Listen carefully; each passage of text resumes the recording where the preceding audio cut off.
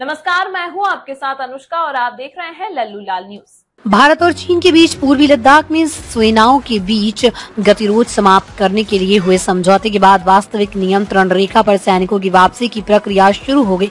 सूत्रों से प्राप्त जानकारी के अनुसार इस क्षेत्र में दोनों पक्षों से एक तंबू और कुछ अस्थायी संरचनाएं हटा दी गई। भारतीय सैनिक चार्डिंग नाला के पश्चिमी किनारे की ओर लौट रहे, जबकि चीनी सैनिक नाले के पूर्वी किनारे की ओर पीछे हट रहे। सूत्रों के मुताबिक दोनों पक्षों पर लगभग 10 से 12 स्थायी संरचनाएं और 12 तंबू हटाए जाएंगे। बृहस्पतिवार को चीनी सेना ने क्षेत्र में अपने वाहनों की संख्या भी घटा दी और भारतीय सेना ने भी कुछ सैनिकों को वापस बुला लिया। सूत्रों ने बताया कि इस प्रक्रिया के पूर्ण होने के बाद डेमचेक और डेपसांग में अगले 4-5 दिनों में गश्ती शुरू होने की उम्मीद है।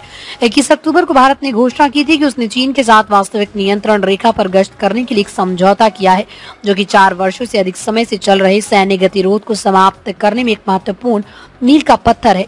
ये गतिरोध मई 2020 में गलवान घाटी में सैनिकों के बीच हुए एक हिंसक संघर्ष के बाद शुरू हुआ था। चीनी सरकार ने भी अगले दिन इस समझौते की पुष्टि की। बीजिंग ने कहा कि संबंधित मामलों पर एक समाधान निकाला गया और ये भारत के साथ मिलकर इन प्रस्तावों को लागू करने के लिए काम करेगा। चीनी विदेश मंत्रालय के प्रवक्ता लिन जियान ने कहा कि आगे बढ़ते हुए उनका देश भारत के साथ मिलकर इन प्रस्तावों को लागू करने के लिए काम करेगा।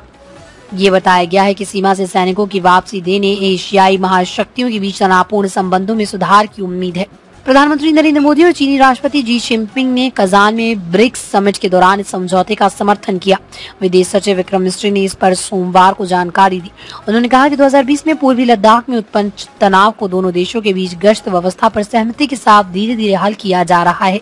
ये महत्वपूर्ण विकास प्रधानमंत्री नरेंद्र मोदी की रूस यात्रा से पहले आया, जो कि 16वें ब्रिक्स समिट के लिए 2022 23 अक्टूबर को आयोजित की गई।